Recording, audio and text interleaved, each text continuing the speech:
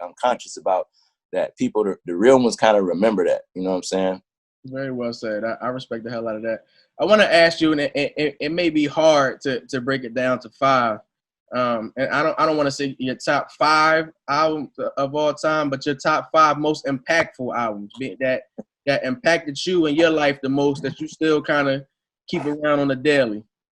Yeah, I'm gonna actually pull them out. Actually, Okay. Real quick, because I keep some things on me. Terrell Thomas, TheseUrbanTimes, sitting in with the one and only Nuface, hip-hop historian. As you ladies and gentlemen can see, the catalog is extensive back there. The collection is extensive, and that's just a brief preview of what the gentleman has in his collections. Let me see here. Just in no particular order, like you said, no particular order, but you got Ice Cube definitely. The cassette.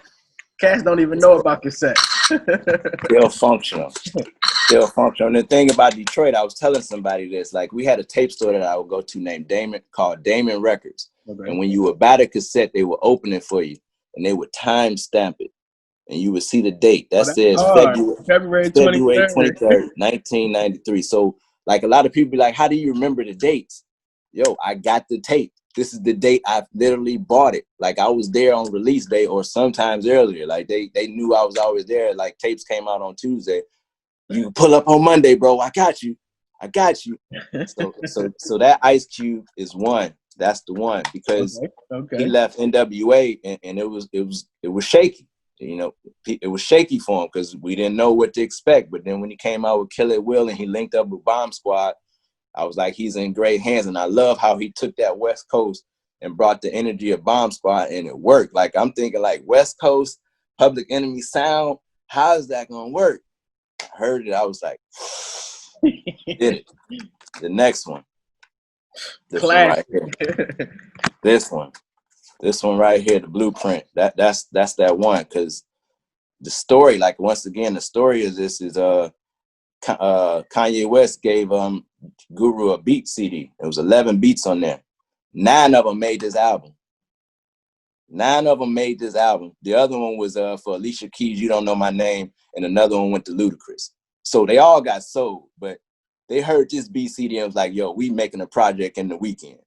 And so that one, as soulful as this was, this is my other one. Okay. My next one, when we bring it to the South, right here. Classic. And this one is signed by Juvenile and Manny Fresh. That's hard as shit, dog. This one right here is not a cult classic, but a certified Southern classic. Like I would die about this one right here, because Manny Fresh was, see, a lot of people had teams and everything. Manny Fresh was the producer of every song, every skit for every Cash Money album. That was that man, Manny Fresh. So that one, 400 Degrees, coming from, back that ass up, the certified classic. You throw them on 25 years later, you still gonna get that same feeling. And I've seen it in concerts. I know it's a fact. This is a certified classic. And this one, for a multiple number of reasons, Scarface, The Fucking Fix. This album right here, fucking almost bring tears to my eyes, like the way this man was able to pen real life trauma, pain, growth, progression, and hurt into one body of album. And outside of that, he became the president of Def Jam while putting this out. He was already legend, already in my book, king, already put out the diary, already put out The World Is Yours. What else you gonna do? I became the president of Def Jam and put out my best fucking album. And then the best part about this is the packaging of this. I call it one of the best hip hop packaging of all time, because you got this bag right here and it comes in the case, comes in the crack house, and you got that right there, him in there at the crack house, the trap, and you open a little baggie up and you got your track list. It even smelled funny back then. You got your track list. You got your track list right there. You got once again, the credits. And I seen once again, Mike Dean. I know rap a lot. I read credits. A lot of people don't do that. That's the best. These are books. Like when Jay-Z said, I know you open your shit up, you open your package, and you read it. I said, yo, he talking to me. He talking to me. That's me. I'm doing that. And I seen Mike Dean, and I'm seeing Kanye. I'm seeing T-Mix. I know T-Mix from Suave House, so I'm seeing these names, and I'm like, yo, that's the one. Another one. Every great artist always breaks the mold. So when you got the shiny suits area of the bad boy, somebody comes through and breaks the mold, brings it back to the hood, brings it back grimy. You got It's Dark as Hell Is Hot. And then not only did he just follow that up with that, same year, fucking dropped this. I remember when that dropped right around Christmas. 2 albums in 1 year. And then this one is special because I went to Miami, and this is signed by Swiss Beats and Jonathan Mannion, the photographer who shot the album covers for the Blueprint in these albums as well. And my last one, well, not even last one, but Tupac, Me Against the World. This was his most retrospective album. This is the most in-depth to him, because I think Tupacalypse Now was him at his core and him raw, but this is him refined before the death row, before that vibe, but this is him in his most purest form right here. This is the one that people don't speak about it much, but this is the one, if I die tonight, you know what I'm saying, death around the corner, this is the one where he spoke to me personally. And I said, yo, this man is about to be great. He went to jail, still #1 album with a jail debut, then came with Machiavelli, but this one right here, and I've been a fan since. Like, I've been a fan since then, because you look at all these. I got them. All of them. That's the first artist on my row. I got every one. And this is me every week. All of them gonna be times. That's hard, dog. Thug life. The double shit. The whammy. Like, who have a run like this? And you got to think, this was a 5-year run for Pac. All these albums was a 5-year run, and this is just music. What about music? What about movies?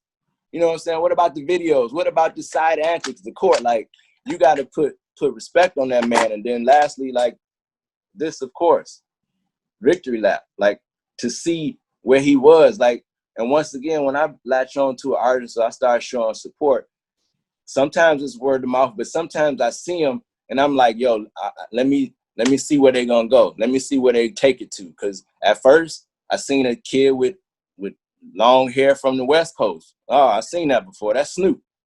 I seen that before. Let me fall back and see where he take it.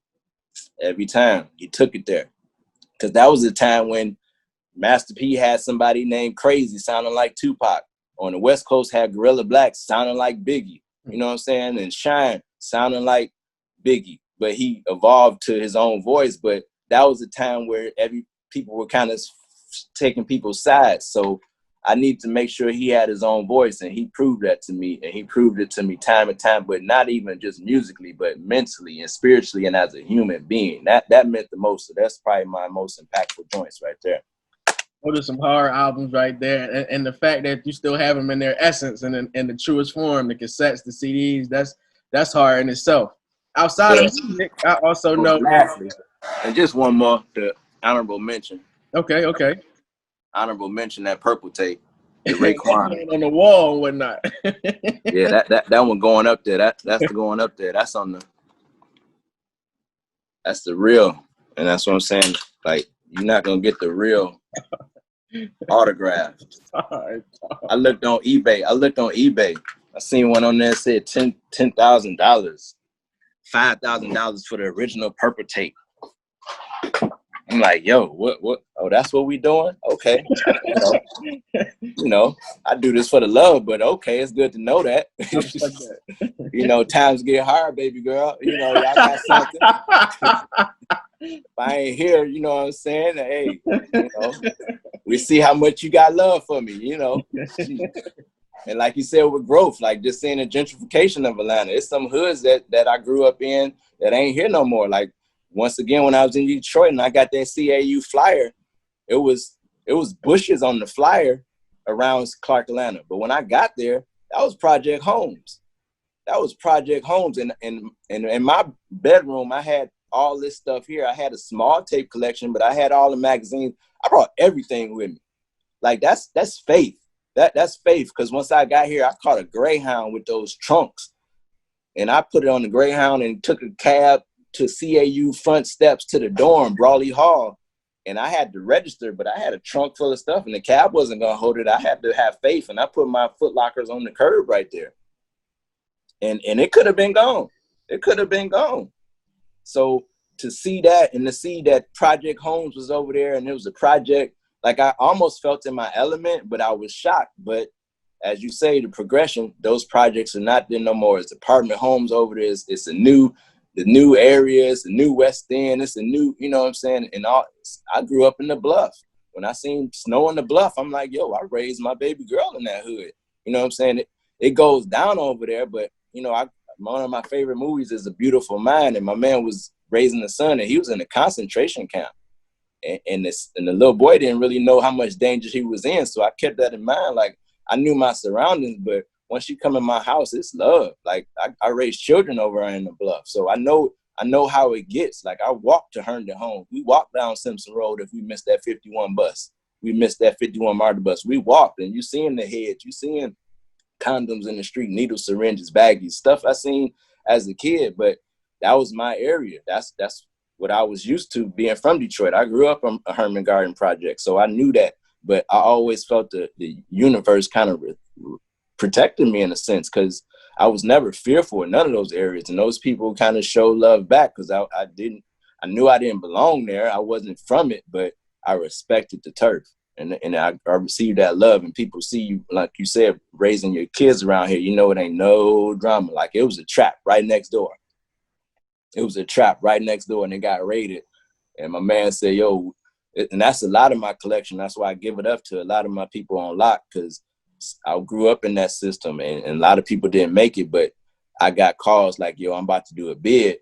I know you're going to take care of this. Can you hold this box? Can you hold this?